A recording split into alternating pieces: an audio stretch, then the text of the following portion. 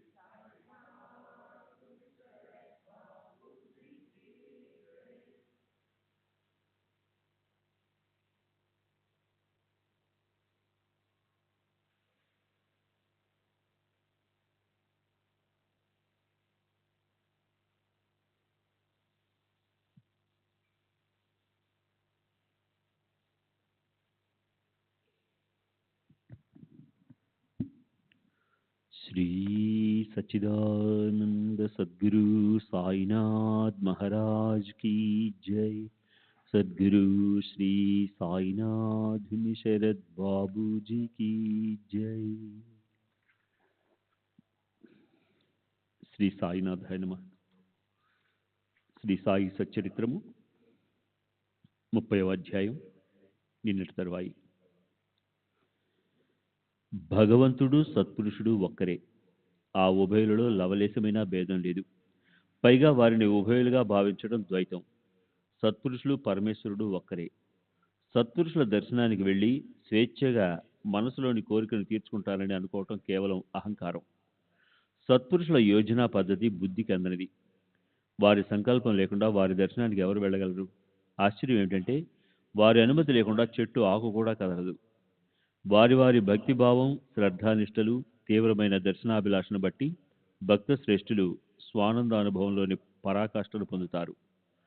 సాయిబాబా దర్శనానికి ఎలా వెళ్ళాలి అని ఇక్కడ కాకాజీ ఆలోచిస్తుండగా అతని నివాసాన్ని వెతుక్కుంటూ షిరిడి నుండి అతిథి వచ్చారు. ఆ అతిథి సామాన్యమైన వాడా? బాబాకు అందరికంటే అధిక ప్రియుడు. ఆ ప్రేమకు అతనితో అన్యులెవరూ సరితూగలేరు. అతని యోగ్యత కూడా ధన్యమైనది. అతని పేరు మాధవరావు. దేశపాండే అన్నది వంశపారంపర్యంగా వచ్చింది. బాబా వద్ద అతనికి తప్ప మరెవరిది చనువు సాగేది కాదు. ఎప్పుడూ ప్రేమగా దెబ్బలాడుకోవడం, అరే ఒరే అని ఏకవచన సంబోధన. బాబాకు అతనిపై కన్న కొడుకు వల్లే విశేషమైన ప్రేమ. అతడు వణికి వచ్చాడు. చిన్నప్పుడు అతనికి జబ్బు చేస్తే అతని తల్లి దేవికి మొక్కుకుంది. తల్లి, ఈ బాలుని నీ ఒడిలో వేస్తున్నా. వీడిని చంపినా బ్రతికించినా నీవే. నా బిడ్డ బాగైతే నీ దర్శనానికి తీసుకుని వస్తాను అని మొక్కుకోగానే బాలుడు బాగయ్యాడు. మన పని పూర్తి కాగానే వైద్యుడిని కానీ దేవుణ్ణి కానీ మర్చిపోతాం. మొక్కు కష్టకాలంలోనే గుర్తుంటుంది. మొక్కును తీర్చకపోతే అది భయానికి కారణమవుతుంది. ఎన్నో రోజులు, మాసాలు, సంవత్సరాలు గడిచిపోయాయి. మొక్కును మర్చిపోయింది. చివరికి ఆ తల్లి తన అంతిమ సమయంలో మాధవరావుతో, చాలా సంవత్సరాల నుండి ఉన్న మొక్కు ఇంతవరకు తీర్చలేదు. ఇంకా ఆలస్యం చేయడం మంచిది కాదు. నీవు దేవి దర్శనానికి వెళ్ళు అని చెప్పింది. అంతేగాక ఆమె 2 స్తనాలలో తామర వచ్చి చాలా బాధపడింది. భరించలేని ఆ బాధను సహించలేక దేవికి మరొక మొక్కును మొక్కుకుంది. తల్లి, నీకు నమస్కరిస్తున్నా. ఈ యాతన నుండి నన్ను రక్షిస్తే 2 వెండి స్తనాలను నీకు సమర్పిస్తాను అని ఈ మొక్కును కూడా తీర్చాలి అనుకుంటూనే తీర్చలేకపోయింది. దేహావసాన సమయంలో ఇది కూడా గుర్తుకొచ్చింది. ఈ మొక్కును కూడా కొడుకుకు గుర్తు చేసి మొక్కులు తీరుస్తానని అతని వద్ద మాట తీసుకుని ఆ తల్లి ఏ కోరికలు లేక హరిచరణాలలో లీనమైపోయింది. ఆ తరువాత వణికి వెళ్ళాలి అని అనుకుంటూ రోజులు, మాసాలు, సంవత్సరాలు గడిచిపోయాక మాధవరావు మొక్కులను తీర్చడం మర్చిపోయాడు. ఈ విధంగా 30 సంవత్సరాలు గడిచిపోయాక షిరిడిలో ఏం జరిగిందంటే, ఒక జ్యోతిష్యుడు అక్కడక్కడా పర్యటిస్తూ అక్కడికి వచ్చాడు. అతడు జ్యోతిష విద్యలో గొప్ప అనుభవం ఉన్నవాడు. భూత భవిష్యత్ వర్తమానాలను తెలపగలవాడు. అనేక మంది జిజ్ఞాసులను సంతృప్తిపరిచే వహ్వాను అనిపించుకున్నాడు. శ్రీమంతుడైన కేశవరావు బుట్టి మొదలగు అనేకులకు జ్యోతిష్యం చెప్పి వారిని సంతుష్టపరిచి అప్పటికప్పుడు అభిమానాన్ని సంపాదించుకున్నాడు. మాధవరావు తమ్ముడు బాబాజీ తన భవిష్యాన్ని గురించి ప్రశ్నించగా దేవి అతను ఎందుకు ప్రసన్నంగా లేదని తెలిపాడు. మీ తల్లి తన అంతిమ సమయంలో తను మొక్కుకున్న విషయాన్ని మొక్కులను తీర్చమని మీ అన్నకు చెప్పింది. వారిని ఈనాటి వరకు తీర్చనందున దేవి బాధను కలిగిస్తూ ఉంది అని చెప్పాడు. ఆ కథనంతా బాబాజీ మాధవరావు ఇంటికి రాగానే చెప్పాడు. మాధవరావుకు అంతా గుర్తుకొచ్చింది. కంసాలను పిలిపించి 2 వెండి స్తనాలను చేయించి వారిని తీసుకుని మసీదుకి వెళ్ళాడు. బాబాకు సాష్టాంగ ప్రణామం చేసి 2 వెండి స్తనాలను వారి ముందుంచి, ఇవిగో వీరిని స్వీకరించండి. మా మొక్కు తీరుతుంది. మీరే మా సప్తశృంగి, మీరే మా కులదేవత. ఈ మొక్కుబడిని తీసుకుని శాంతించండి, ఇక కష్టపెట్టకండి అని అన్నాడు. బాబా సప్తశృంగి మందిరానికి వెళ్ళి ఈ స్థానాలను నీ చేతులతో ఆమె చరణాల వద్ద అర్పించు అని జవాబు చెప్పారు. అలా బాబా బలవంత పెట్టగా మాధవరావు కూడా అట్లే దోచి ఇల్లు వదిలి దేవి దర్శనానికి వెళ్ళాలని నిశ్చయించుకున్నాడు. బాబా దర్శనానికి వెళ్లి శుభాశీస్సులను, విభూతి ప్రసాదాన్ని వారి అనుమతిని తీసుకుని బయలుదేరాడు. సప్తశృంగి చేరుకుని వారి తెగకు చెందిన పూజారిగా వెదకసాగాడు. దైవవశాత్తు ఏ శ్రమ లేకుండానే కాకాజీ ఇంట్లోనే దొరికాడు. కాకాజీ మనసులో అతి త్వరగా బాబా దర్శనం చేసుకోవాలని ఉత్సుకత. సరిగ్గా అప్పుడే మాధవరావు వచ్చి కలవటం. ఇది సామాన్య విషయమా? మీరెవరు, ఎక్కడి నుండి రావడం అని ప్రశ్నించగా అతడు షిరిడీ నుండే వచ్చాడని తెలిసినప్పుడు ఆ ఆనందానికి హద్దులు లేవు. ఉభయులు వెంటనే కౌగిలించుకున్నారు. ఇద్దరూ ప్రసన్న చిత్తులై సాయి లీలలను చెప్పుకున్నారు. మొక్కుబడి కార్యం పూర్తి కాగానే కాకాజీ షిరిడీకి బయలుదేరాడు. తలవని తలంపుగా మాధవరావు వంటి మంచి సహవాసం లభించడంతో కాకాజీ చాలా ఆనందించాడు. షిరిడీ మార్గాన్ని నిరీక్షించసాగాడు. మొక్కు త్వరగా తీరిపోగానే ఆ ఇద్దరు పరమోత్సాహంతో పరమ ప్రీతితో సాయి దర్శనానికి వెళ్ళారు. మనసులోని ప్రేమ ఉన్నట్లే గబగబా గోదావరి తీరానికి చేరుకున్నారు. ఆ సమీపంలోనే షిరిడీ ఉంది. కాకాజీ బాబా పాదాలకు వందనం చేసి కన్నీటితో వారిని కడిగాడు. సాయి సందర్శనంతో సంతుష్టుడైన కాకా మనసు ప్రసన్నమైంది. దేవి యొక్క దృష్టాంతం ఎవరి కోసం సంభవించిందో ఆ సాయి సమర్థుని కళ్ళారా చూసి కాకాజీ యథార్థమైన సుఖాన్ని పొందాడు. అతని మనోభీష్టం తీరింది. ఆ విధంగా కాకాజీ సుఖ సంపన్నుడయ్యాడు. సాయి దర్శనంతో, సేవతో అతని చిత్తం ప్రసన్నమైంది.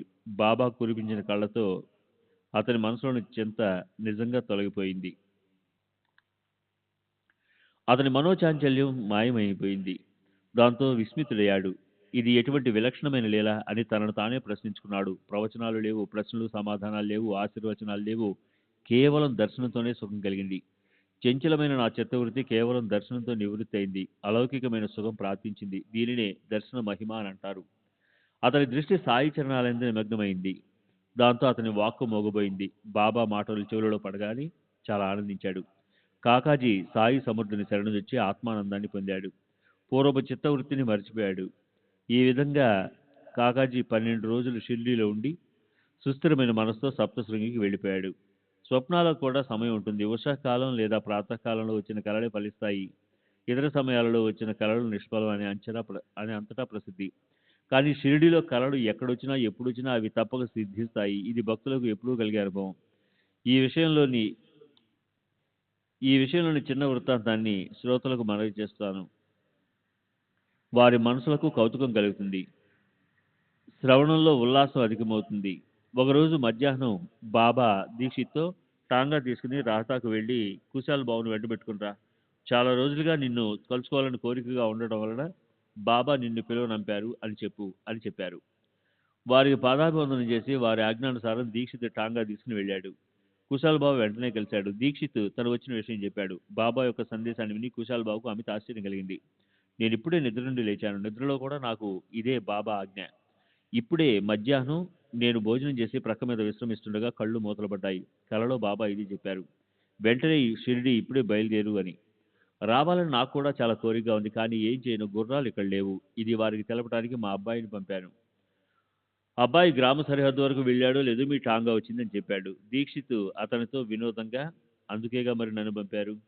ఇప్పుడు మీరు వచ్చేటట్లయితే బయట టాంగా బండి సిద్ధంగా ఉంది అన్నాను. అతడు దీక్షిత్ వెంట ఆనందంగా షిరిడీకి వచ్చాడు. తాత్పర్యం, కుశాల్ బాబును కలుసుకుని బాబా యొక్క మనోభిష్టం తీరింది. బాబా యొక్క లీలలు గని కుశాల్ బాబు గద్గదుడయ్యాడు. ఒకసారి రామ్లాల్ అనే పేరు గల ఒక పంజాబీ బ్రాహ్మణుడు ముంబైలో ఉంటుండగా బాబా అతనికి స్వప్నంలో దర్శనమిచ్చారు. ఆకాశం, వాయువు, రవి, వరుణాది దేవతలు అనుగ్రహ ప్రభావంతో బాహ్యంలోని అంతరంగంలోని విషయాలను తెలుసుకునే జ్ఞానం జాగ్రత్తావస్థ. సకలేంద్రియాలు విశ్రమించి జాగ్రత్తావస్థలోని సంస్కార ప్రబోధనలను గ్రాహక రూపంలో స్ఫురింపజేసే లక్షణం స్వప్నం. రామ్లాల్ స్వప్నం విలక్షణం. అతనికి బాబా యొక్క రూపురేఖలు తెలియవు. అతడు వారిని మునిపెన్నడూ దర్శించుకోలేదు. అయినా నా వద్దకు రా అని అన్నారు. ఒక మహాత్ముని ఆకారంతో కనిపించారు. కానీ వారు ఎక్కడుంటారో తెలియదు. రామ్లాల్ మేల్కొని దీర్ఘంగా ఆలోచించసాగాడు. వెళ్లాలని మనసు కనిపించింది. కానీ వారి నివాసం ఏదీ తెలియదు. అయినా అతనిని దర్శనానికి రమ్మని పిలిచిన వారికి రప్పించుకోవడం తెలుసు. అదే రోజు మధ్యాహ్నం రామ్లాల్ యాదృచ్ఛికంగా బాట వెంబడి నడుస్తుంటే ఒక అంగడిలో ఒక పటాన్ని చూచి చకితుడయ్యాడు. అది తాను స్వప్నంలో చూసిన రూపమేనని అతనికి అనిపించింది. వెంటనే అంగడి వారిని వారి వివరాలను అడిగాడు. శ్రద్ధగా పటాన్ని చూచాడు. వారు ఎక్కడ ఉంటారు అని వాగపు చేయగా వారు షిరిడీలోని సాయిబాబా అని తెలిసింది. దాంతో రామ్లాల్ మనసు శాంతించింది. తరువాత అతడు పూర్తిగా వివరాలను తెలుసుకుని షిరిడీ వెళ్లి బాబా నిర్యాణం పర్యంతం బాబా వద్దనే ఉన్నాడు. భక్తులను తమ వద్దకు రప్పించుకుని వారి ప్రాపంచిక మరియు పారమార్థిక కోరికలు తీర్చడమే బాబా సంకల్పం. బాబా సకల కోరికలు తీరినవారు, ఎప్పుడూ నిష్కాములు, నిరహంకారులు, నిస్వార్థులు, ఏ మమకారాలు లేనివారు. భక్తుల కోరికలు తీర్చడానికే వారి అవతారం. ఎవరి వద్దకు క్రోధం దరిచేరదో, ఎవరి వద్ద దేశానికి చోటు లేదో, ఎవరికి స్వార్థ దృష్టి లేదో అతడే నిజమైన సాధువు అని తెలుసుకోవాలి. మరి అందరి యందు వారికి నిస్వార్థమైన ప్రేమ, అదే పరమ పురుషార్థం. ధర్మమైన విషయాల యందు తప్ప ఇతర విషయాలను చెప్పడంలో ఒక క్షణమైనా వ్యర్థం చేయరు. సారాంశం, బాబా నా చేతిని పట్టుకుని తమ చరిత్రాన్ని వ్రాయించుకోవడం, భక్తులు తమ స్మరణలో నిమగ్నమవ్వాలని ఇదే ఇందులోని ఇంగితం. అందువల్ల ఎల్లప్పుడూ శ్రీ సాయి సచ్చరిత్రను శ్రద్ధాభక్తులతో శ్రవణం చేయండి అని హేమాడ్ అత్యంత నమ్రతతో శ్రోతలకు మనవి చేస్తున్నాడు. దానివలన మనసుకు శాంతి మరియు వ్యసనాలలో నిమగ్నమైన వారికి ఉపశమనం కలుగుతుంది. సాయి చరణాలలో భక్తి నాటుకుని భవం నుండి ముక్తి కలుగుతుంది. తరువాతి అధ్యాయంలో విజయానందుడు అనే సన్యాసి కథ. మానస సరోవరానికి బయలుదేరిన సన్యాసికి సాయి పాదాల వద్ద ముక్తి ప్రాప్తించింది. అట్లే సాయిబాబా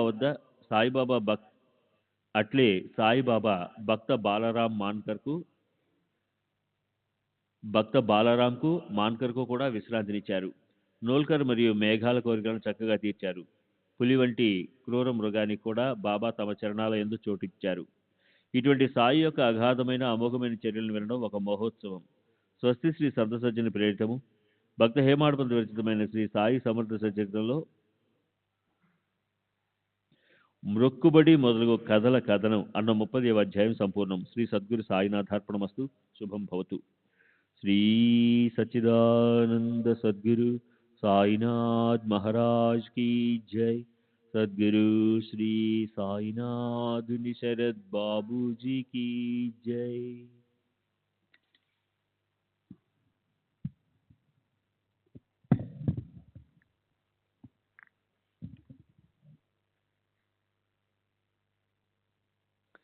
శ్రీ సాయి సచ్చరిత్ర 31వ అధ్యాయము. శ్రీ గణేశాయ నమః, శ్రీ సరస్వతాయ నమః, శ్రీ గురుభ్యో నమః, శ్రీ కులదేవతాయ నమః, శ్రీ సీతారామచంద్రోభ్యాయ నమః, శ్రీ సద్గురు సాయినాథాయ నమః. గత అధ్యాయంలో సప్తశృంగి దేవి భక్తుని కథ, సాయిబాబా మాధవరావు మొక్కును తీర్చటం, కుశాల్ సేఠ్కు రామ్లాల్కు స్వప్నంలో దర్శనమిచ్చిన విషయము మరియు రామ్లాల్ను బాబా తమ సమాధి వరకు తమ వద్ద చేసుకోవటం గురించి చెప్పబడింది. అంతకంటే అపూర్వమైన ప్రస్తుత కథను శ్రోతలు అత్యంత శ్రద్ధగా వినండి. ఒక సన్యాసి మానస సరోవరానికి బయలుదేరి ఎలా బాబా వద్దకు ముక్తి పొందాడు. బాబా మాన్కరు, నూల్కరు, మేఘ కోరికలను కూడా తీర్చారు. మానవులకే కాక క్రూర మృగమైన ఒక పులికి బాబా తమ పాదాల వద్ద చోటిచ్చారు. ఈ కథలు అతి విస్తారమైనవి. కందము చాలా పెద్దదైపోతుంది కనుక ఆత్మోద్ధరణకు సాధనమైన కథాసారాన్ని సంక్షిప్తంగా చెప్తాను. అంతిమ సమయంలో మనసు ఎలా ఉంటే ప్రాణుల గతి కూడా అట్లాగే లభిస్తుంది. కీటకము భయంతో భ్రమరమైపోతుంది. జడభరతుడు జింక పైన ప్రీతితో జింకగా జన్మించాడు. అంతిమ సమయంలో ధ్యానించిన రూపమే పునర్జన్మలో కలుగుతుంది. భగవంతుని చరణాల్లో మనసు లీనమైతే జన్మరాహిత్యము. ఈ కారణం వల్లనే నామస్మరణ అభ్యాసాన్ని చేయించటము. చివరి సమయంలో కలవరపాటు లేకుండా దేవుడు గుర్తు ఉండాలని, జన్మంతా జాగరూకతతో ఉండి చివరి సమయంలో నిద్రపోతే చివరకు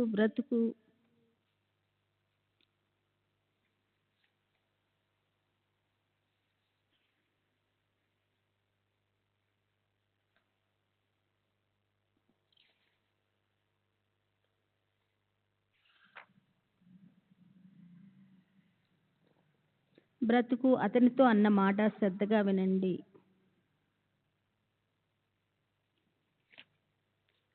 వ్యర్థమైపోతుంది. అందుకోసం సత్సంగం చేయాలి. భావార్థులైన భక్తులు తమ ప్రాణాలను సత్పురుషులకు అప్పచెప్తారు. కారణం వారి జీవుల గతి నిర్గతి బాగా తెలిసి ఉంటుంది. చివరి సమయంలో తోడు వారే కనుక. ఈ విషయంలో సాయి సమక్షంలో జరిగిన ఒక మధురమైన కథా వృత్తాంతాన్ని వింటే శ్రోతలకు సాయి యొక్క భక్తవాత్సల్యత అర్థమవుతుంది. ఎక్కడి మద్రాసు, ఎక్కడ షిరిడి, మిట్ట ప్రదేశంలోని మానసరోవరం ఎక్కడ. భక్తులకు సమయం వచ్చినప్పుడు సాయిబాబా వారిని తమ పాదాల వద్దకు రప్పించుకుంటారు. ఒకసారి విజయానంద్ అనే ఒక సన్యాసి మద్రాసు నుండి మహా ఉల్లాసంగా మానసరోవరానికి బయలుదేరాడు. ఒక జపాన్ ప్రయాణికుని వద్ద మానసరోవరం యొక్క పటాన్ని చూచి మానసరోవరాన్ని దర్శించాలని నిశ్చయించుకున్నాడు. దారిలో షిరిడి గ్రామము బాబా యొక్క మహిమను విని వారి దర్శనం చేసుకోవాలని కోరికతో వారి స్థలాన్ని వెతుక్కుంటూ వచ్చాడు. సాయి మహారాజు గొప్ప మహాత్ముడు, కీర్తిశేషులు గలవారు, జగత్తు నిఖ్యాతి చెందినవారు అని విని వారి దర్శనాభిలాషతో మార్గంలో వెళుతూ ఆగాడు. అప్పుడు షిరిడిలో హరిద్వారపు సోమదేవ స్వామి ఉన్నారు. ఉభయులు భక్త సమూహంతో సహజంగా కలుసుకున్నారు. సన్యాసి స్వామిని మానసరోవరం ఎంత దూరం ఉందని ప్రశ్నించగా గంగోత్రికి పైన 500 మైళ్ళ దూరాన ఉన్నదని స్వామి చెప్పారు. అక్కడ మంచు ఎక్కువగా కురుస్తుందని, ప్రతి 50 క్రోసుల దూరానికి భాష మారుతుంటుందని, భూటాన్ వాస్తవ్యులు అనుమానాలతో పరదేశీయులను చాలా పీడిస్తారని చెప్పారు. స్వామి మాటలకు విని సన్యాసి బాధపడ్డాడు. అతని మనసు వికలమైంది. చింతలో మునిగిపోయాడు. సన్యాసి సాయిబాబా దర్శనం చేసుకొని వారి చరణాలకు సాష్టాంగపడ్డాడు. అతని మనసు ప్రసన్నమైంది. ఆసనం వేసుకుని కూర్చున్నాడు. ఇంతలో బాబా కోపంగా అక్కడున్న భక్తులతో, ఈ సన్యాసిని వెళ్ళగొట్టండి, ఇతని సాంగత్యము పనికిరాదు అని చెప్పారు. అసలే సన్యాసి క్రొత్తవాడు, బాబా స్వభావాన్ని ఎరగడు. బాబా కేకలను విని లజ్జాతుడయ్యాడు. అయినా భక్తులు చేస్తున్న సేవను చూస్తూ కూర్చున్నాడు. అది ప్రాతకాలం దర్బారు. మసీదులో భక్తులు గుంపులు కూడి ఉన్నారు. భక్తులు చేసే పూజోపచారాలను, పూజా సామగ్రిని చూచి సన్యాసి చకితుడయ్యాడు. ఒకరు బాబా పాద ప్రక్షాళన చేసి వారి అంగస్వ తీర్థాన్ని శుద్ధమైన భక్తి భావంతో సేవిస్తున్నారు.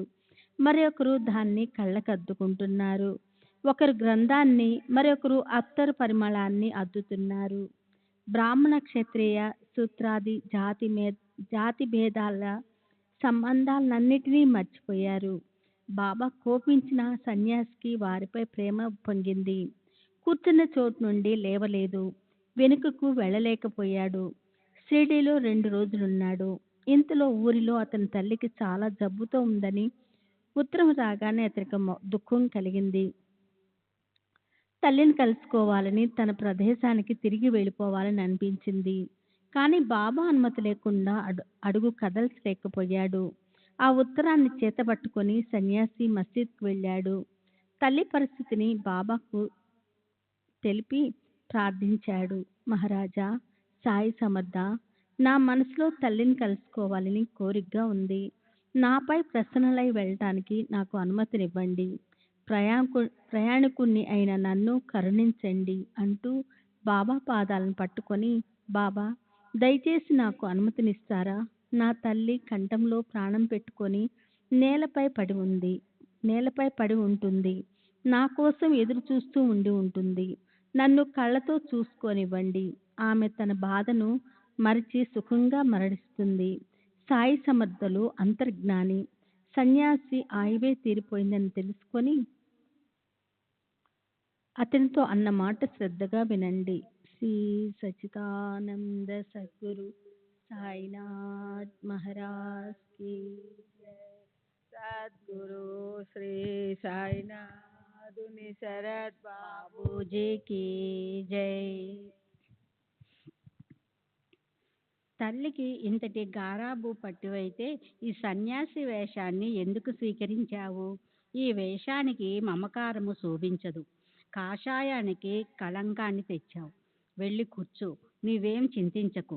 కొన్ని రోజులు గడవని, అప్పుడు ఆలోచిద్దాం. మనసులో ధైర్యము వహించు.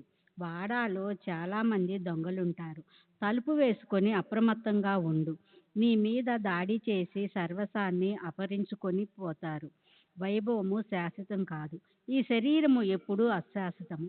మృత్యువు ఎల్లప్పుడూ మన సమీపములోనే ఉన్నదని తెలుసుకుని ధర్మాచరణలో ఉండాలి. భార్య, బిడ్డలు మొదలగు వారి యందు నేను, నాది అన్న అభిమానము వలన కలిగే తాపత్రయాలనే అనర్థాలను ఐహికాలను అంటారు. రెండో అనర్థము అమూష్టము. పారలౌకిక సుఖాలను కోరుకునే వారికి పరలోకాలు కూడా మోక్షానికి ప్రతిబంధకాలు.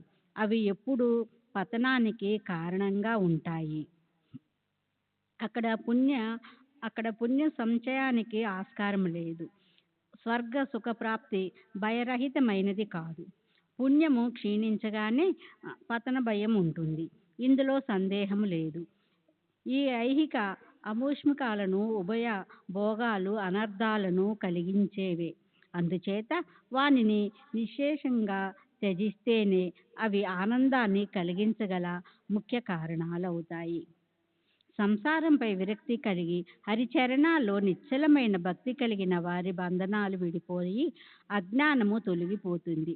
హరిభజనలో, హరిస్మరణలో గడిచిన సమయము పాపతాప దైన్యాలను పారద్రోలుతుంది. అత్యంత ప్రేమతో హరిని ధ్యానిస్తే అతడు కష్టాల నుండి మనలను రక్షిస్తాడు. నీ పూర్వపుణ్య విశేషము వలననే ఇక్కడికి వచ్చావు. ఇప్పుడు నా మాటలను శ్రద్ధగా విని జీవితాన్ని సార్థకం చేసుకో. రేపటి నుండి శ్రద్ధగా కాయ, వాచ, మనస భాగవతాన్ని 3 సప్తాహాలు పారాయణం చేయి. ఏ కోరికలు లేకుండా ఆ గ్రంథాన్ని శ్రవణం చేయి. లేదా నిధి ధ్యాసన తత్పరుడివై భక్తి భావంతో పఠించు. భగవంతుడు ప్రసన్నుడై సకల దుఃఖాలను అంతం చేస్తాడు. నీ మాయామోహాలు తొలగిపోయి అత్యంత సుఖం లభిస్తుంది. శుచిభూతుడివై హరిచరణాలలో మనసు నుంచి ఈ వ్రతాన్ని పూర్తి చేయి. మోహము నుండి విముక్తుడవుతావు అని చెప్పారు. తమ శరీరానికి అంతిమ సమయము సమీపించిందని తెలుసుకొని బాబా మృత్యుంజయుని సంతుష్టపరిచే రామ విజయాన్ని చదివించుకున్నారు. మరునాడు ఉదయము సన్యాసి మొహం కడుక్కొని స్నానం చేసి బాబా పాదాలపై పూలు నుంచి నమస్కరించాడు. తరువాత భాగవతాన్ని చంకలో పెట్టుకొని పారాయణకు ఏకాంత స్థలం కావాలి. ప్రశాంతమైన లెండి స్థలం అతనికి నచ్చింది. అక్కడికి వెళ్ళి ఆసనం వేసుకొని కూర్చొని పారాయణాన్ని ఆరంభించాడు. భగవత్ పారాయణుడైన సన్యాసి 2 సప్తాహాలను పూర్తి చేశాడు. 3వ సప్తాహంలో అతనికి అకస్మాత్తుగా అస్వస్థత చేకూరి బాగా నీరసించిపోయి పారాయణ పూర్తి కాకుండానే ఆపివేశాడు. వాడాకు తిరిగి వచ్చి 2 రోజులు కష్టంగా గడిపాడు. 3వ రోజు తెల్లవారేసరికి సన్యాసి కళ్ళు మూశాడు. తన తలను ఫకీర్ బాబా ఒడిలో ఉంచి కదలిక లేక స్థిరంగా ఉండిపోయాడు. శరీరాన్ని వదిలి విదేహముక్తిని పొందాడు. అతని మరణవార్తను బాబాకు విన్నవించగా వారు ఆ శరీరాన్ని రోజంతా అలాగే ఉంచమని ఆజ్ఞాపించారు. అప్పుడే పూడ్చిపెట్టకండి అని బాబా అంటే అతడు మరలా బతుకుతాడేమోనని ప్రజలు చాలా ఆశతో ఆ శరీరాన్ని రక్షించారు. ఒకసారి వెళ్ళిపోయిన ప్రాణం మరలా తిరిగి వస్తుందా? బాబా మాటల యందు విశ్వాసముతో శరీరాన్ని జాగ్రత్తగా ఉంచారు. దాని పరిణామము మంచిదే అయ్యింది.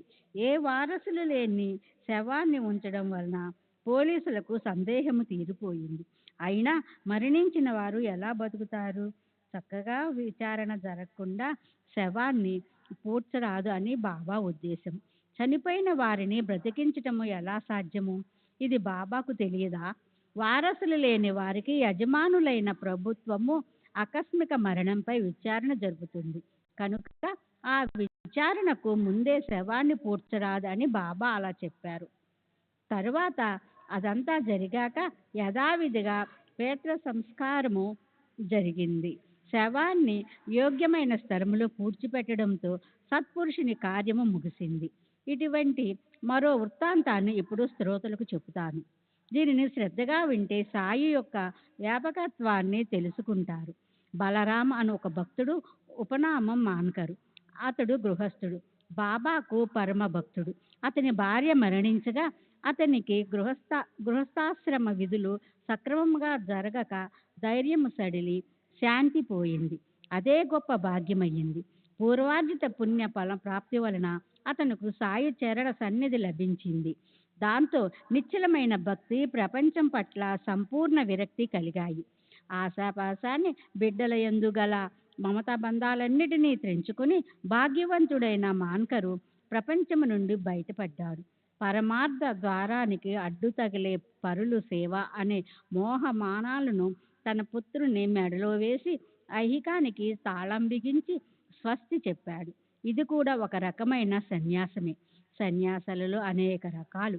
కానీ జ్ఞానాన్ని ప్రసాదించని సన్యాసం అడుగడుగునా కష్టాలనే కలిగిస్తుంది. అందువలన ఉదారమూర్తి అయిన సాయి మాన్కర్ను అనన్య భక్తికి మెచ్చి అతనిని అనుగ్రహించాలని తలచి అతని వైరాగ్యాన్ని బాగా దృఢపరిచారు. అనేక జన్మల సంస్కారాల వలన చంచలమైన మనస్సు స్థిరపడదు. మనసులో ప్రబలమైన ఆలోచన తరంగాలు అతని వైరాగ్యాన్ని శాశ్వతంగా గట్టిగా నిలవనీయటం లేదు. నా స్థానం ఒక్క షిరిడీలోనే లేదు, నేను దేశ కాలాలకు అతీతుణ్ణి అని అనుభవపూర్వకంగా తెలియజేయటానికి బాబా మాన్కర్తో షిరిడీలో ఇక చాలు, ఈ 12 రూపాయలను ఖర్చుకు తీసుకో, మత్స్యేంద్ర గడుకు వెళ్ళి తపస్సు చేసుకుంటూ అక్కడ సుఖంగా ఉండు అని ఆదేశించారు. సాయిబాబా వచనాలు విని మాన్కరు శిరసు వంచి వారి పాదాలకు సాష్టాంగపడి అభినందనము చేశాడు. బాలారాం ఎంతో వినయంగా సాయితో, మీ దర్శనము లేని చోట నేనేం చెయ్యాలి?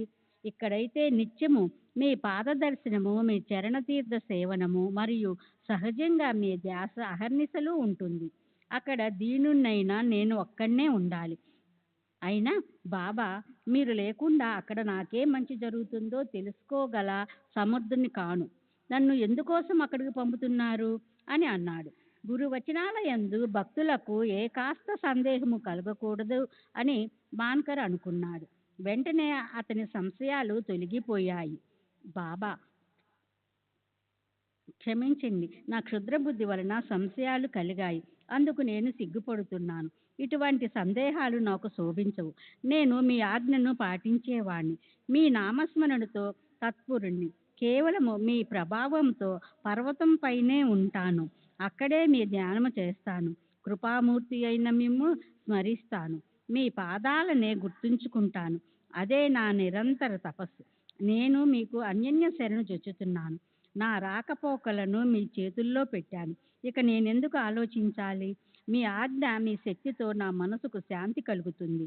ఇలాంటి మీ సామర్థ్యం ఉండగా నేను వ్యర్థంగా ఎందుకు చింతించాలి అని అన్నాడు. సాయి సమర్థులు సనాతన బ్రహ్మ. వారి వచనాలు బ్రహ్మలిఖితాలు. విశ్వాసం ఉన్న వారికి ఇది పూర్తిగా అనుభవం అవుతుంది. తరువాత బాబా అతనితో, ప్రశాంతమైన మనసుతో నా మాట విను. వేరే ఆలోచనలతో కష్టపెట్టుకోకు. వెంటనే మచ్చేంద్ర పర్వతానికి వెళ్ళు. ప్రతిరోజు ముమ్మారు తపస్సు చేయి. కొంతకాలానికి ఆత్మానందముతో పరిపూర్ణుడు అవుతావు అని చెప్పారు. ఆ ధైర్యవచనాలను విని మానకరు ఇక నేను ఏం మాట్లాడగలను అని మౌనంగా ఉన్నాడు. తర్వాత పర్వతానికి బయలుదేరడానికి సిద్ధమయ్యాడు. మరలా సాయి చరణాలకు ప్రణామం చేసి విభూది ప్రసాదాన్ని, ఆశీర్వాదాన్ని తీసుకుని స్వస్థ చిత్తుడై మచ్చేంద్రకు బయలుదేరాడు. రమ్యమైన ఆ స్థలానికి చేరుకుని అక్కడ నిర్మలమైన నీటిని, మెల్లమెల్లగా వీచే వాయువుని గని మాన్కరు సంతుష్టుడయ్యాడు.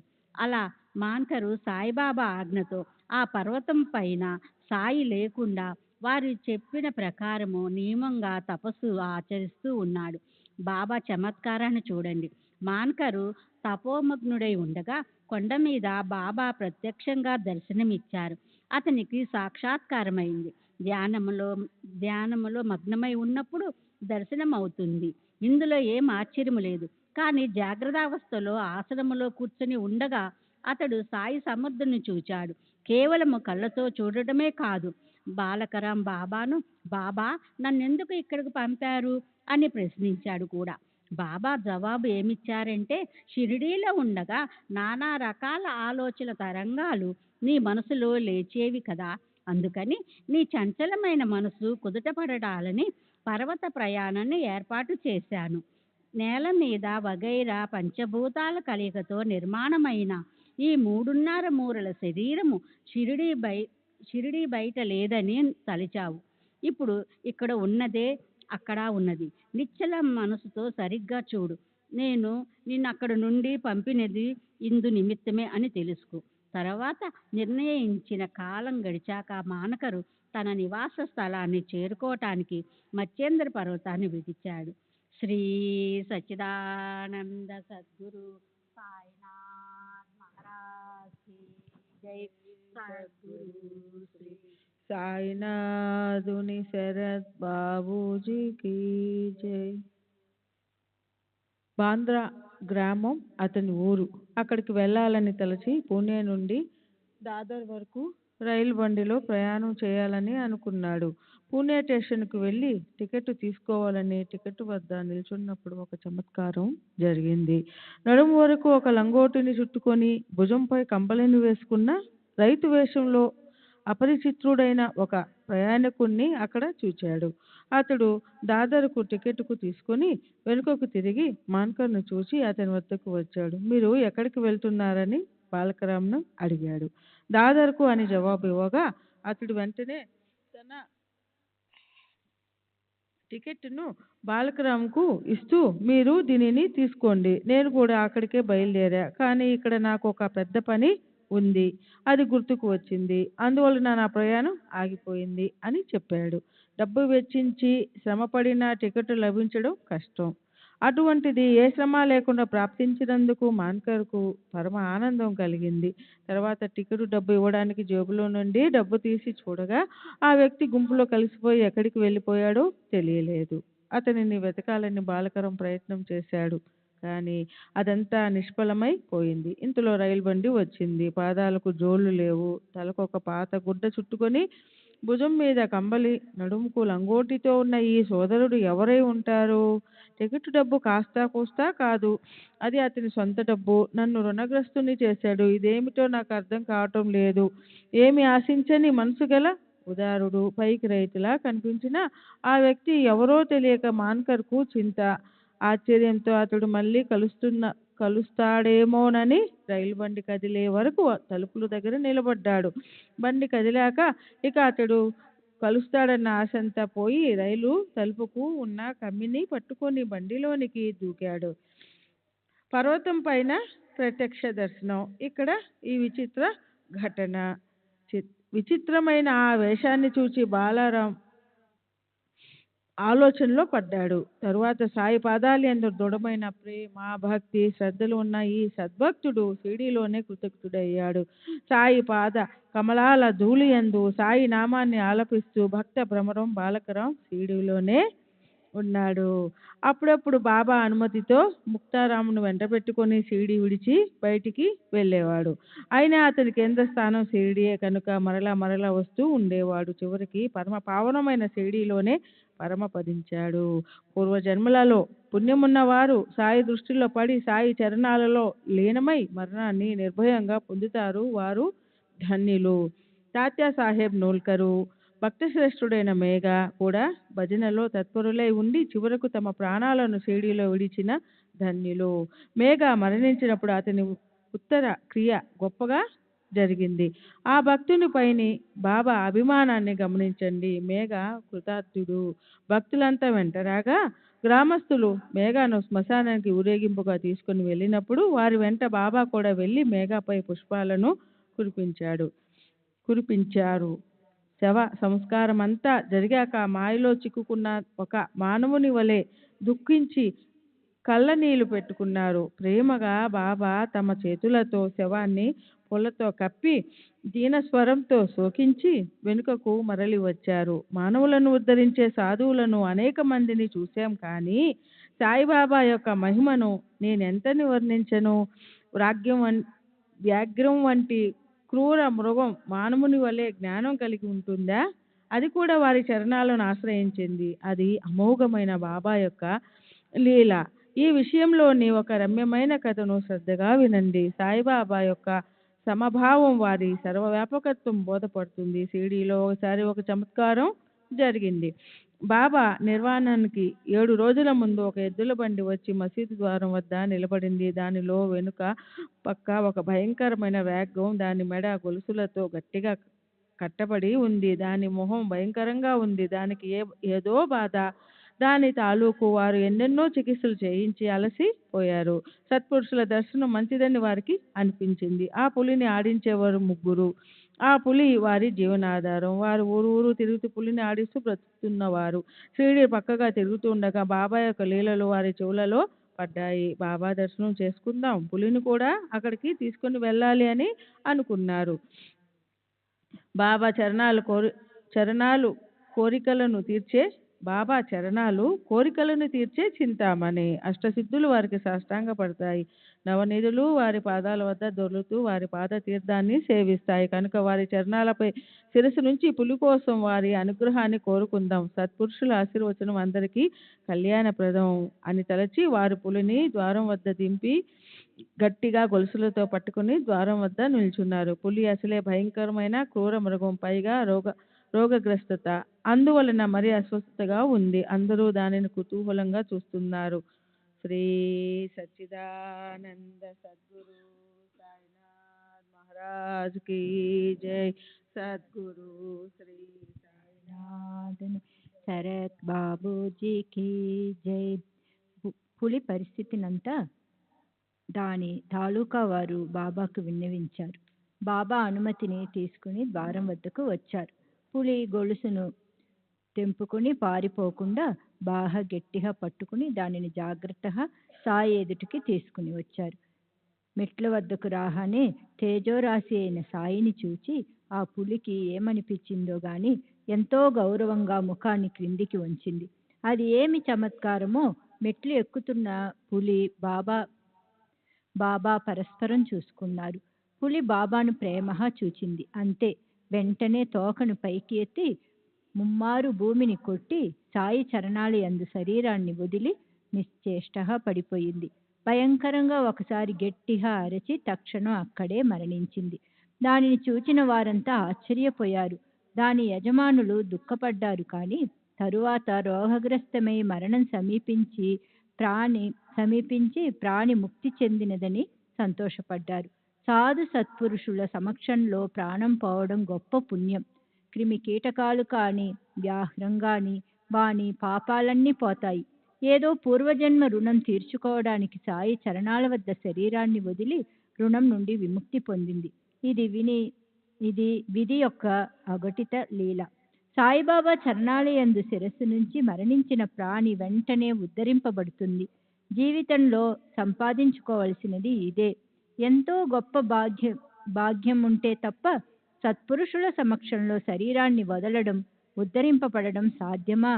సత్పురుషుల సమక్షంలో శరీరాన్ని విడవడం పరమ సుఖం. అక్కడ విషం త్రాహినా అది అమృతమే అవుతుంది. ఆ మరణం సుఖమే గాని దుఃఖం కాదు. కళ్ళ ముందు సత్పురుషుల చరణాలు ఉండగా మరణించిన ప్రాణులు ధన్యులు. వారి శరీరాలు కృష్ణార్పణమై వారికి ఇక పునర్జన్మ ఉండదు. సత్పురుషుల కళ్ళ ఎదుట కలిగే మరణం కాదు, అది వైకుంఠ సుఖం. మృత్యులోకాన్ని జయించినట్లే. దాంతో పునర్జన్మ దుఃఖం ఉండదు. సత్పురుషుల సమక్షంలో శరీరాన్ని త్యజించిన వారికి పునరావృత్తి ఉండదు. సర్వ పాపాలు నశించి వారు ఉద్ధరింపబడతారు. సత్పురుషుల ఆపాదమస్తకం చూస్తూ శరీరాన్ని విడిచిన వారిది మరణమా? కాదు, అది వారి ఆత్మోద్ధరణ.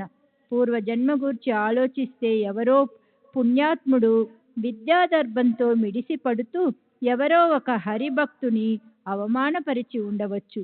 ఆ భక్తుని శాపం వలన క్రూర మృహజన్మను పొంది ఉండవచ్చు. సత్పురుషుని చరణాల వద్ద శాప విమోచనం కలిగి ఉంటుంది. భక్తుల చర్యలు నిజంగా విచిత్రం. సాయి సందర్శన భాగ్యంతో శాప విమోచనమై, పాపాలు దగ్ధమై, బంధనాలు విడిపోయి, కష్టాలు తొలగిపోయి, ఏ శ్రమ లేకుండానే ముక్తిని పొందాడు. సంపూర్ణ భాగ్యం లేకుండా సత్పురుషుల సమక్షంలో మరణం ఎలా సాధ్యం? త్రితాపాలు, త్రిపుటి, త్రిగుణాలు నశించిపోయి పులి నిర్గుణ పరమాత్మలో లీనమైపోయింది. పూర్వజన్మ కర్మానుబంధం వలన క్రూరమైన మృహ శరీర సంబంధం విడిపోయింది. ఇనుప గొలుసుల బంధనం వదిలిపోయింది. ఇది పరమేశ్వరుని నిర్బంధం. సాధు సత్పురుషుల చరణాల కంటే వేరే ఎక్కడ ముక్తి ప్రాప్తిస్తుంది? పులికి ముక్తి లభించినందుకు దాని యజమానులు సంతసించారు. పులి వారి కుటుంబాలను పోషించేది. అది వారి జీవనానికి సాధనం. అందువలన పులి మరణించినందుకు వారు బాధపడ్డారు. వారు సాయి మహారాజును, ఇప్పుడు ఈ పులిని ఏం చేయాలి? దీనిని ఎలా పూడ్చిపెట్టాలి? దీనికి మీరు సద్గతిని కలిగించండి అని ప్రార్థించారు. మీరేమీ చింతించకండి, దాని మరణం ఇక్కడే ఉంది. గొప్ప పుణ్యం చేసుకోవడం వలన ఇక్కడ అత్యంత శాంతిని పొందింది. తకియా వెనుకనున్న శివాలయం వద్దకు తీసుకుని వెళ్ళి నంది సమీపంలో దీనిని పూడ్చిపెట్టండి. అలా చేస్తే మీ నుండి బంధ విముక్తి, రుణ విముక్తి కలిగి దానికి సద్గతి కలుగుతుంది. గత జన్మలో బాకీ పడ్డ రుణాన్ని తీర్చుకోవడానికి ఈ రూపంలో జన్మించి ఇంతవరకు మీ బంధనంలో ఉంది అని సాయి మహారాజు చెప్పారు. అప్పుడు పులిని దాని యజమానులు లేవనెత్తి శివాలయం వద్దకు తీసుకుని వెళ్ళి నందికి వెనుక గోతిలో పూడ్చిపెట్టారు. ఎటువంటి విచిత్రమైన చమత్కారం! పులి వెంటనే ఎలా చచ్చిపోయింది? ఇంత మాత్రమే జరిగి ఉంటే ఈ విషయాన్ని మరిచిపోయేవారమే. కాని దీనికి 7వ రోజునే బాబా శరీరాన్ని ధరణిపై విడవడం వలన ఈ విషయం మాటి మాటికి మనసులో మెదులుతూ ఉంటుంది. తరువాతి అధ్యాయం ఇంతకంటే మధురమైనది. బాబా తమ గురువు యొక్క లీలలను వర్ణించారు. వారు గోఖలేబాయిని అనుగ్రహించి ఆమె కోరికను తీర్చారు. హేమాడ్ సాయినాథుని శరణుజొచ్చుతున్నాడు. గురువు ద్వారా బావిలో తల క్రిందలుగా వేలాడదీయబడి బాబా గురువు అనుగ్రహాన్ని ఎలా సంపాదించారో శ్రవణం చేయండి. స్వస్తి శ్రీ సంత సజ్జన ప్రేరితము భక్త హేమాడ్ పంత్ విరచితము అయిన శ్రీ సాయి సమర్థ సచ్చరితంలో దర్శన మహిమ అను 31వ అధ్యాయం సంపూర్ణం. శ్రీ సద్గురు సాయినాథార్పణమస్తు. శుభం భవతు. శ్రీ సచ్చిదానంద సద్గురు సాయినాథ్ మహారాజ్ కీ జై. సద్గురు శ్రీ సాయినాథ్ నిసరత్ బాబూజీ కీ జై. శ్రీ సచ్చిదానంద సద్గురు సాయినాథ్ మహారాజ్ కీ జై. సద్గురు శ్రీ సాయినాథ్ నిసరత్ బాబూజీ కీ జై. శ్రీ సాయి సచ్చరిత్రము 32వ అధ్యాయము.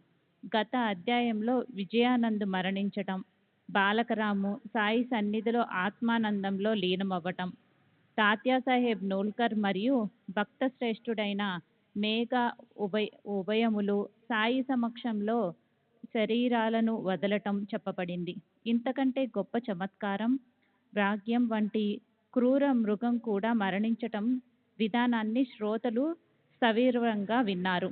ఇప్పుడు ప్రస్తుత అధ్యాయంలో సాయిబాబా స్వయంగా వర్ణించిన మధుర వృత్తాంతాన్ని చెప్తాను. ఇది శ్రోతలకు అత్యంత హితాన్ని కలిగించేది. ఒకసారి బాబా అరణ్యంలో ఉండగా అనుకోకుండా గురువు దర్శనమైంది. గురువు యొక్క అద్భుత చర్య ఎటువంటిదో శ్రద్ధగా వినండి. ఈ కథలోని విశేషాన్ని పామరుణ్ణైన నేను ఎంతని వర్ణించను. దీనిని సాయి స్వయంగా తమ నోటితో చెప్పటం వలన ఇది శ్రద్ధాభక్తులను ముక్తిని ప్రసాదిస్తుంది. ఒక స్త్రీ బాబాను దర్శనం చేసుకుని అక్కడ 3 రోజులు ఉపవాస వ్రతంలో ఉండాలని మనసులో అనుకుంది. కానీ బాబా ఆమెకు మంచి అవకాశాన్ని కల్పించి ఎలా ఆమె నిశ్చయాన్ని మార్చి ఆమెచే కమ్మని బొబ్బట్లు చేయించారు. బొబ్బట్లను కేవలం చేయించడమే కాదు, ఆమె యథేచ్ఛగా తినేలా చేశారు. పరుల సేవలో శరీరాన్ని శ్రమింపజేసి జన్మను సార్థకం చేసుకోవటం ఆమెకు శ్రేయస్కరం. ఉపవాస వ్రతం వలన కలిగే మేలు కంటే ఇతరులకు సాయపడటం పరమ కళ్యాణప్రదమని ఆమె ఎన్నటికీ మర్చిపోకుండా బాగా తెలియచేశారు. అట్లే పరమార్థంపై శ్రద్ధ కలవారు ఎలా దృఢమైన అభ్యాసం చేయాలి, శాశ్వతమైన వస్తువును సాధించటానికి ఎలా కఠినమైన సాహసం చేయాలి, ఈ విషయం పైన కథానుక్రమం అమృతం కంటే పరమ మధురం. ఇది శ్రోతలకు భక్తి ప్రేమలను కలిగించి దుఃఖాన్ని తొలగిస్తుంది. ఇప్పుడు శ్రవణార్థుల కోరికను తీర్చి వక్తకు శ్రోతలకు ఆత్మానందాన్ని కలిగించే మధురమైన కథ. పామరుణ్ణి మూర్ఖుణ్ణి అయిన నాచే బాబా అలౌకికము ప్రేమభరితమైన కథలను చెప్పిస్తున్నారు. వీనిని వ్రాస్తుంటే కూడా అడుగడుగునా ఉత్సాహం. గంగా దర్శనంతో పాపము, చంద్రుడి దర్శనంతో తాపం తొలగిపోయేలా సాయిబాబా ముఖం నుండి వెలువడిన వచనాలు పాపతాపాలను తొలగించేవి. ఇప్పుడు గురు దర్శనాన్ని గురించి సాయిబాబా ముఖతా వెలువడిన వచనాలను శ్రోతలైన మీరు శ్రద్ధగా వినండి. వేదాంగ అధ్యయనాలు, శృతి శాస్త్ర పారాయణాలు చేసిన గురుకృప లేకుండా జ్ఞాన ప్రాప్తి లేదు. ఇతర సాధనలన్నీ వృధా శ్రమ మాత్రమే. అవ్యక్తాది స్థావరాలలో అతి విశాలమైన ప్రపంచ వృక్షము జనన మరణ శోకాకులితం. కనిపించేవన్నీ నాశవంతమైనవి, ఛేదింపబడేది, నశించిపోయేది కనుక దీనిని వృక్షమని అంటారు. ఈ అవ్యక్త ప్రపంచం స్థావరాల రూపంలో ప్రకటమైంది కనుకనే ప్రపంచాన్ని వృక్షంతో పోల్చారు. దృశ్య రూపంలో కనిపించేది నాశనవంతమైన ఈ ప్రపంచ వృక్షం యొక్క వ్రేళ్ళు పైకి ఉంటాయి. దీని శాఖలు విస్తారంగా వ్యాపించి ఎవరికైనా కాస్త కూడా ఊహకు అందకుండా ఉంటాయి. క్షణక్షణం శాఖలు వ్యాపించుకుని పోతాయి. ఇది దూరం నుండి రమణీయంగా కనిపిస్తుంది. కానీ ఆలింగనం చేసుకుంటే శరీరం అంతా ముళ్ళు గుచ్చుకుంటాయి. అరటి చెట్టు స్తంభం వలె ఇది సత్తువ లేనిది, నిస్సారమైనది. ఎండమావుల వలె, గంధర్వ నగరం వలె ఆశలాసలలో బంధించే ఈ వృక్షం అందంగా కనిపిస్తుంది.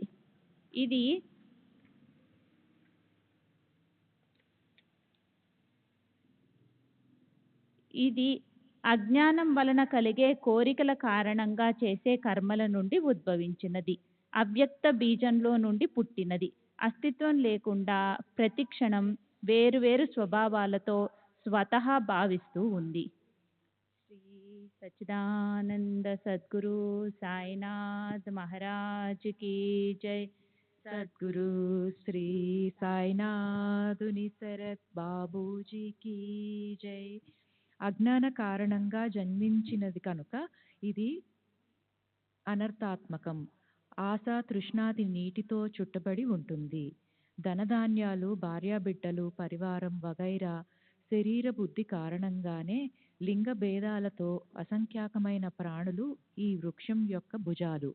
కర్మవాసనలు మొదలగు వేళ్లతోనున్న ఈ వృక్షం బోలు శృతి స్మృత్యాది పత్రాలతో నిండి శబ్దస్పర్శాది చిగుళ్లతో నిగనిగలాడుతూ యజ్ఞ దానాది క్రియాకుసుమాలతో శోభిస్తూ సుఖదుఖాలనే ద్వంద్వ రసాలతో నిండి ఉంది. దీని ఫలాలకు అంతు అంటూ లేదు. అన్నింటికీ ఇదే జీవనాధారం. భూర్భువాది సకల లోకాలు దీనికంటే వేరుగా లేవు. ఒకప్పుడు నృత్యాలు, గీతాలు, వాద్యాలు, ఒకప్పుడు నవ్వు లేదా ఏడుపులతో, ఆటలతో ఈ సనాతన అశ్వత్థ వృక్షం ఎప్పుడూ అధోవదనంతో ఉంటుంది. ఇది మాయోపాధి బ్రహ్మలో ఆవిర్భవించింది. ఇది వైరాగ్య శస్త్రంతో నశిస్తుంది. సద్భావం దీనికి మూలాధారం. దీని స్వభావం ప్రకాశించటం అని తెలుసుకోవాలి. బ్రహ్మ సత్యం, అంతటికీ ఆధారం. ఈ జగత్తు స్వప్నం వలె మిథ్య. దీనికి ఆది అంతం అని నిర్ధారించలేనప్పుడు మధ్య మాత్రం ఎలా ఉండగలదు? విరాగులు దేని కొరకు పరిశ్రమ చేస్తారో, సాధువులు దేనియందు ఎల్లప్పుడూ అనురక్తులై ఉంటారో, ముముక్షువులు దేనిని ఆపేక్షిస్తారో, దేనిని సాధకులు అభిలషిస్తారో అట్టి పరమాత్మ తత్వాన్ని తెలుసుకోదలచిన వారు సత్పురుషులను శరణుజొచ్చి కుతర్కాలన్నింటినీ విడిచి వారు చెప్పినది వినాలి. మనసులోని ఆలోచనలన్నిటినీ కట్టిపెట్టి బుద్ధి చాతుర్యాన్ని వదిలి మమకారాన్ని విడిచి నిస్సంగులై చక్కగా గురుచరణాలను ధ్యానించాలి. కుతర్కాలను పారద్రోలాలి, లేకపోతే అవి మార్గంలో అడ్డు తగులుతాయి. అహంకారాన్ని అరికాలి కింద నలిపివేస్తేనే భవాన్ని దాటి తీరానికి చేరుకోగలరు. ఈ విషయంలో బాబా స్వయంగా చెప్పిన ఒక మధురమైన కథను వినండి. గురు చరణామృతాన్ని సేవిస్తే పరమానందాన్ని పొందగలరు. శ్రీ సచ్చిదానంద సద్గురు సాయినాథ్ మహారాజ్ కీ జై. సద్గురు శ్రీ సాయినాథ్ శరత్ బాబూజీ కీ జై.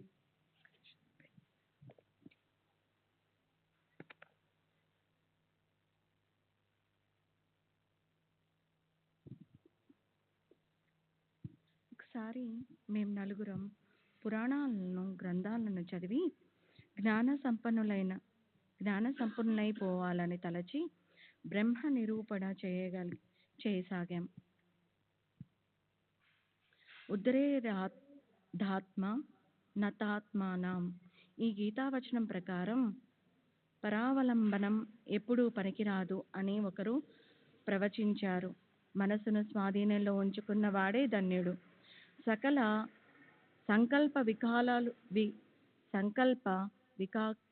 వికల్పాలు లేకుండా ఉండాలి.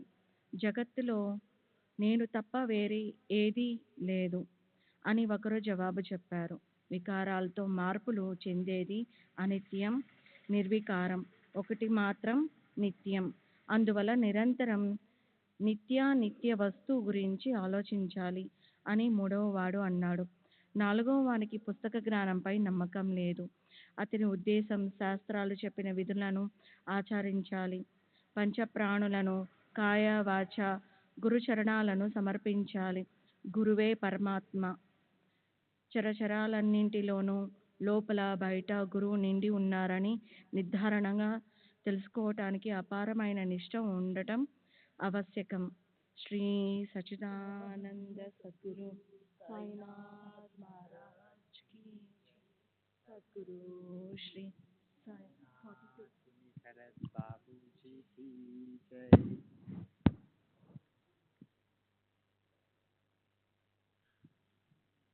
అనాగమగ్నులు పుస్తక పండితులకు, వాదానికి కాలుదువ్వే తార్కికులకు, సంశయాత్ములకు సంపూర్ణ జ్ఞానం కలలో కూడా లభించదు. నిర్మలమైన భక్తి అవసరం. ఇలా మేం నలుగురం ప్రబుద్ధులం బ్రహ్మను పరిశోధన చేయాలని బయలుదేరాం. స్వతంత్రంగా నిశ్చింత మనసుతో స్వయం బుద్ధితో బ్రహ్మమును తెలుసుకోవాలి అని ముగ్గురి అభిప్రాయం. అలా అడవిలో స్వేచ్ఛగా విహరిస్తుంటే మార్గంలో ఒక వంజరి జాతివాడు కలిసి, ఎండ బాగా తీక్షణంగా ఉంది. మీ ప్రయాణం ఎంతవరకు? ఎందు నిమిత్తం అని ప్రశ్నించాడు. అరణ్యంలో వెతకడానికి అని జవాబు చెప్పాం. దేనిని వెతకటానికి అని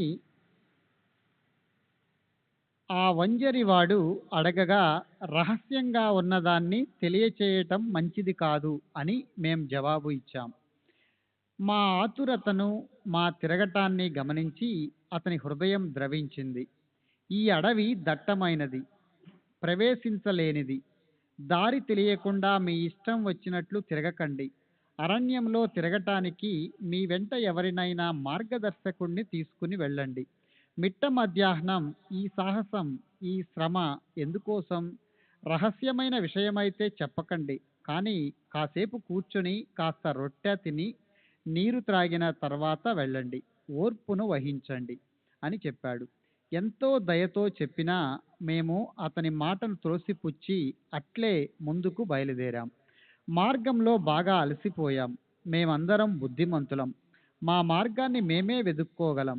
మార్గదర్శకుడు ఏమవసరం అని మా అహంభావం. కానీ అతి విస్తారమైన ఆ అరణ్యంలో దట్టంగా వృక్షాలు, గడ్డి, సూర్యకిరణాలు కూడా ప్రవేశించలేనప్పుడు అక్కడ దారి ఎలా తెలుస్తుంది? ఏ దిక్కు నుండి వచ్చామో, ఎటు వెళ్ళామో దారి మరచిపోయి వృధాగా అటూ ఇటూ తిరిగాం. కానీ దైవవశాత్తు బయలుదేరిన చోటికి చేరుకున్నాం. దైవమే పంపినట్లు అనిపించింది. మునుపటి వంజరివాడు మరలా కలిసి, మీరు దారి తప్పినట్లున్నారు. బుద్ధి చాతుర్యం ఒక్కొక్కప్పుడు పనికిరాదు. శ్రీ సచ్చిదానంద సద్గురు సాయినాథ్ మహారాజ్ की जय. सद्गुरु श्री साईनाथ निसरद बाबू जी की जय.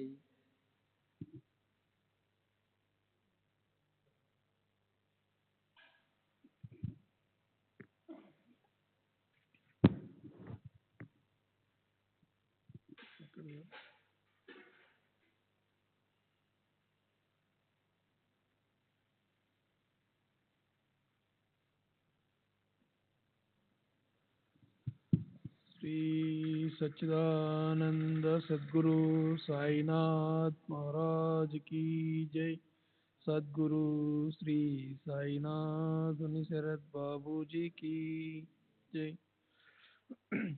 మునుపటి మంజరివాడు మరలా కలిసి, మీరు దారి తప్పినట్లున్నారు. బుద్ధి చాతుర్యం ఒక్కొక్కప్పుడు పనికిరాదు. చిన్న పనైనా పెద్దదైనా దారి చూపించే వారెవరైనా ఉండాలి. కడుపు ఖాళీగా ఉంటే మీ పరిశోధన సాగదు. అట్టి పరిస్థితుల్లో బుద్ధి భ్రమిస్తుంది.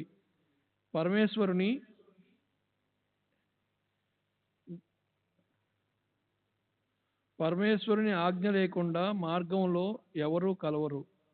వడ్డించిన భోజనాన్ని తిరస్కరించకండి. అన్నం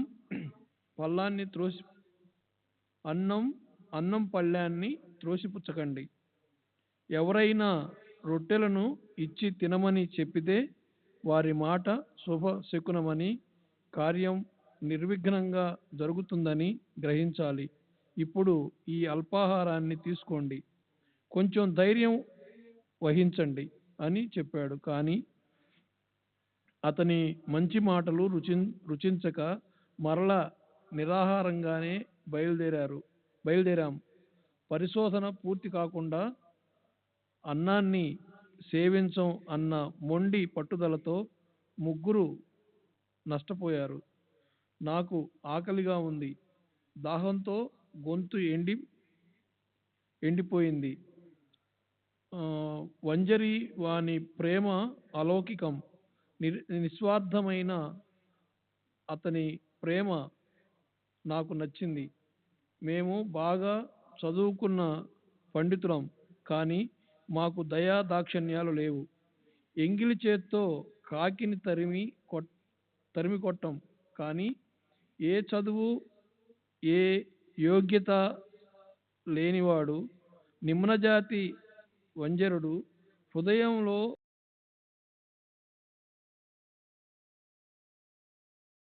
చెబుతున్నాడు. ఇలా ఏ లాభాన్ని ఆశించని నిస్వార్థ ప్రేమను చూపించేవాడే నిజమైన జ్ఞాని. అతని మాటలను శ్రీ సచ్చిదానంద సద్గురు సాయినాథ్ మహారాజ్ की जय। सद्गुरु श्री साईनाथ शरद बाबू जी की जय।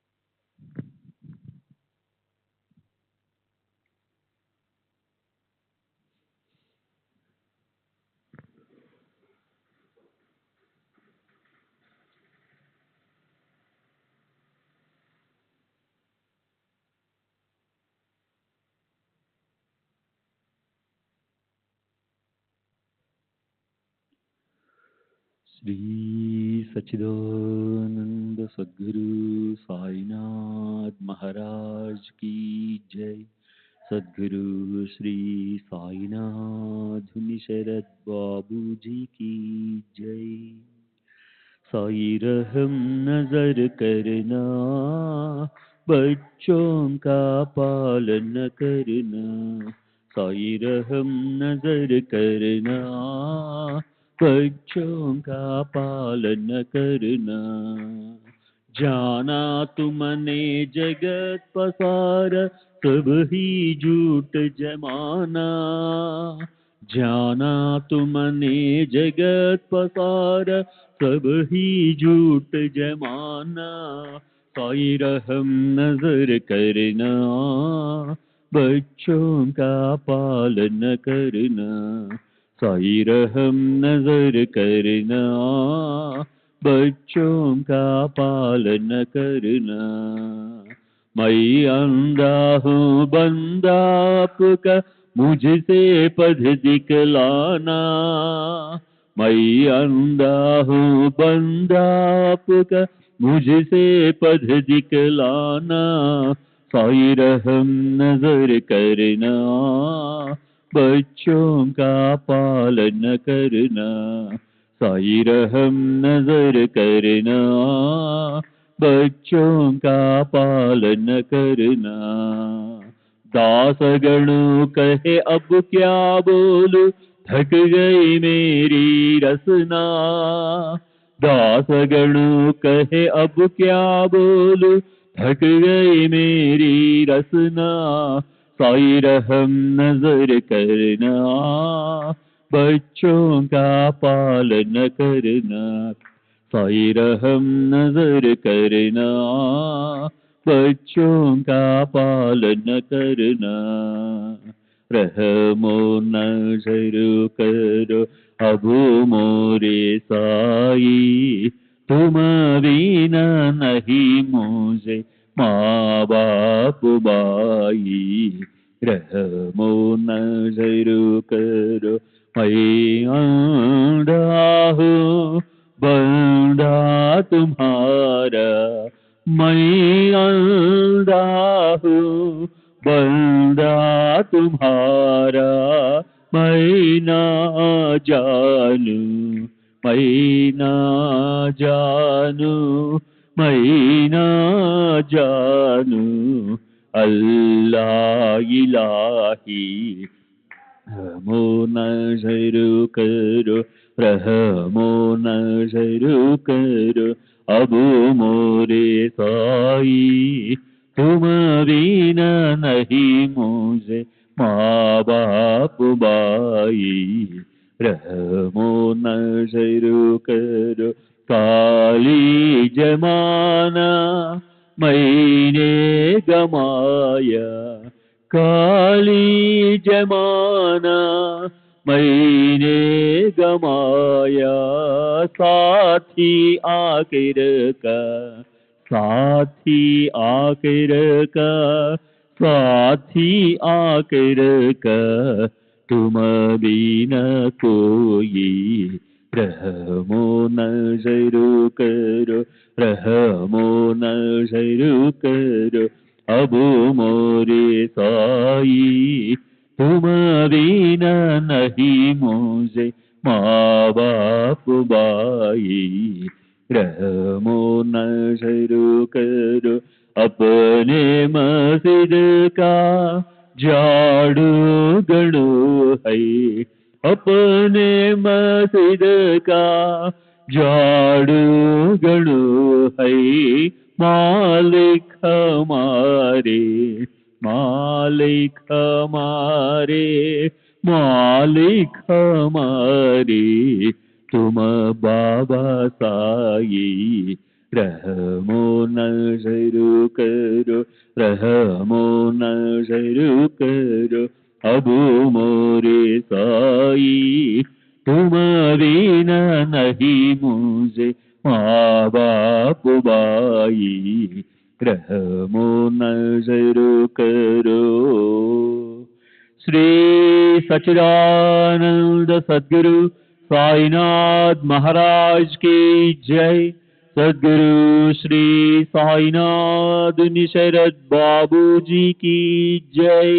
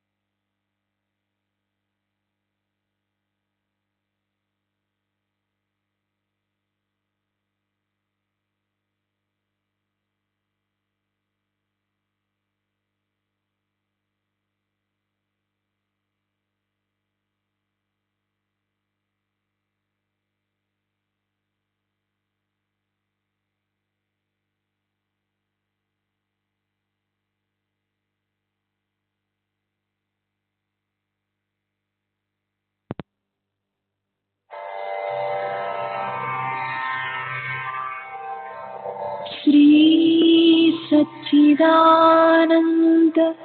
सद्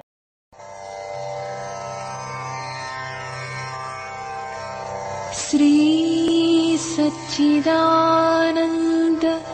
सद्गुरु साईनाथ महाराज की जय।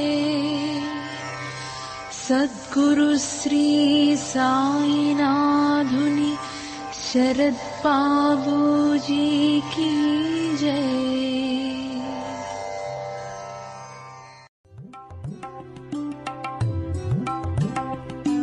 Sai Baba, Sai Baba, Sai Baba, Sai Baba,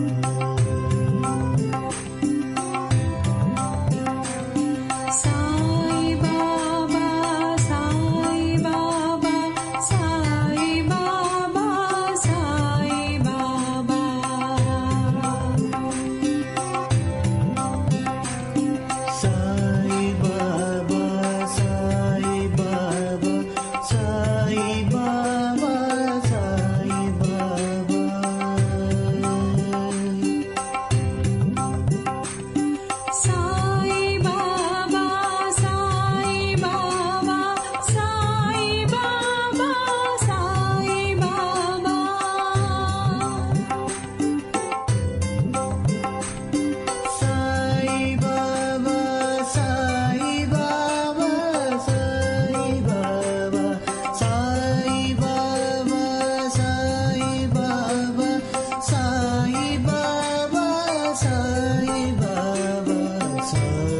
Baba, Sai Baba, Sai Baba, Sai Baba.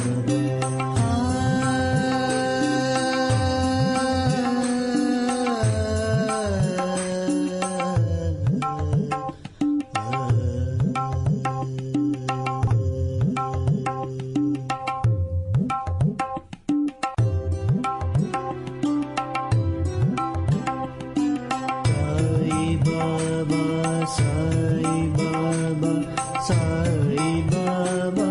Sai Baba.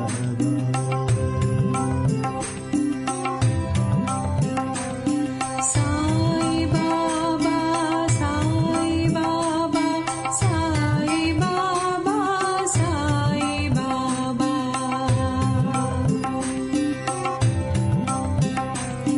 Sai Baba, Sai Baba, Sai Baba, Sai Baba.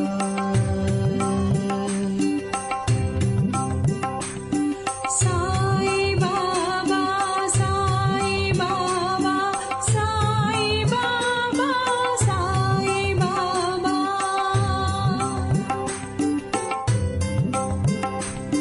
Sai Baba, Sai Baba, Sai Baba, Sai Baba, Sai Baba, Sai Baba, Sai Baba, Sai Baba, Sai Baba, Sai Baba, Sai